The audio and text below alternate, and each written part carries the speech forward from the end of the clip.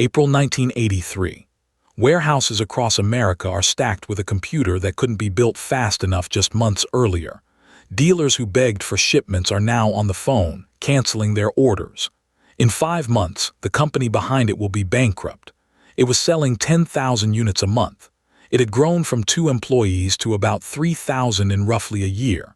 And it didn't collapse because of a bad product, a lawsuit, or a scandal. It collapsed because its own founder told the world what was coming next, before the new machine was even ready to sell. This is the story of the Osborne Effect, how one announcement can gut a company that's already winning. Adam Osborne wasn't a hardware engineer.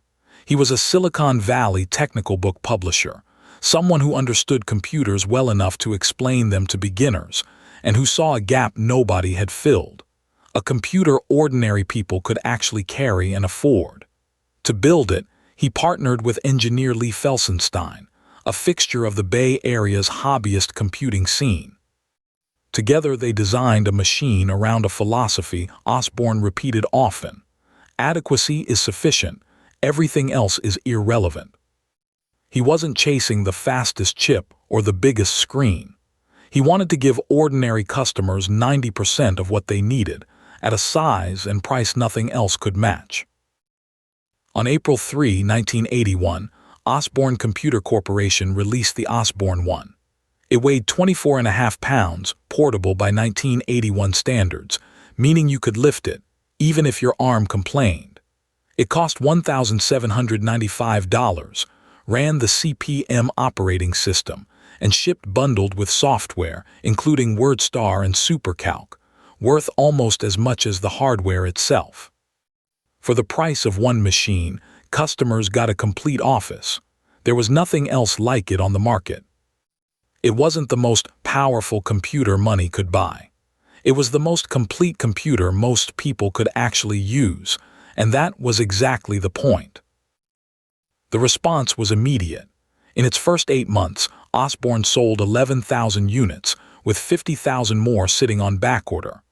By September 1981, the company hit its first $1 million sales month. It kept climbing. At its peak, Osborne Computer Corporation was moving around 10,000 units every month, and the company itself grew from roughly 2 employees to about 3,000 in barely a year. Reported revenue for the fiscal year ending February 1983 landed somewhere between $70 and $100 million. The exact figure is disputed, but the trajectory wasn't. It was one of the fastest rises in the young history of personal computing. But the ground was shifting. IBM's PC had entered the market, and a wave of compatible machines were chasing it. Osborne's CP/M-based computer, once radical, was starting to look dated next to the new competition.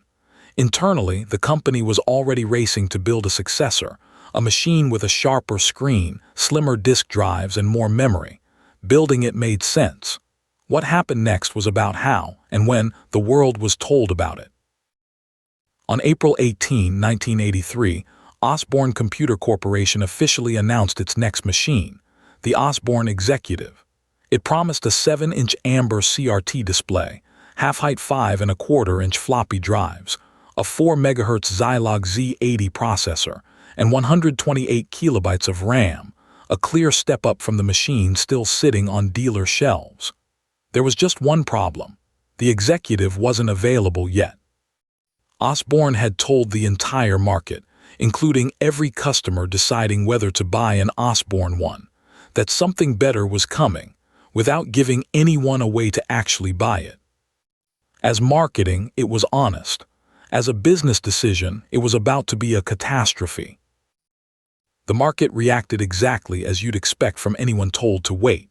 Dealers holding Osborne 1 inventory started canceling their outstanding orders. Why keep stocking a machine its own maker had just called outdated? Customers made the same calculation on a smaller scale. Why buy now, when something better was only months away? Osborne tried to move the remaining stock. In July 1983, it cut the Osborne 1's price to $1,295. By August, the price fell again to $995, nearly half off the original. It didn't work. Warehouses stayed full. Orders kept drying up. The company was now trying to sell yesterday's machine to a market it had personally convinced to stop buying it. On September 13, 1983, barely 2 years after the Osborne one first shipped, Osborne Computer Corporation filed for Chapter 11 bankruptcy. A company that had grown from 2 people to 3,000 employees, that had posted $1 million sales month within its first year, was now insolvent. Adam Osborne resigned as president. The collapse was fast enough, and tied closely enough to that April announcement, that people would eventually use the company's own name as shorthand for the mistake. The story didn't end cleanly at bankruptcy. The company reorganized and even announced a planned successor, the Osborne Vixen, in November 1984, but it never gained real traction. By early 1986, Osborne Computer Corporation had defaulted on its debts, and unable to raise $4 million to stay afloat, it was forced into liquidation that April. Adam Osborne, meanwhile, founded a new company, Paperback Software, selling low-cost clones of popular programs. That didn't end well either. Lotus successfully sued Paperback Software for copying the look and feel of its spreadsheet, Lotus 123. Osborne eventually returned to India, where he'd grown up, and died there in 2003 from a degenerative brain disorder. The company was gone by the mid-1980s, but the lesson it left behind outlived it by decades.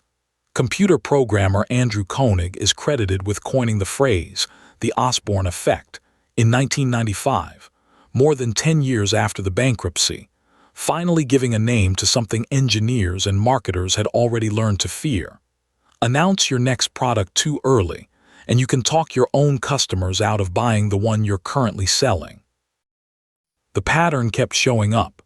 In 1997, Sega pre-announced its next console, the Dreamcast, while the Sega Saturn was still on shelves, and Saturn sales cratered in the years that followed, ahead of Sega's exit from the hardware business in 2001.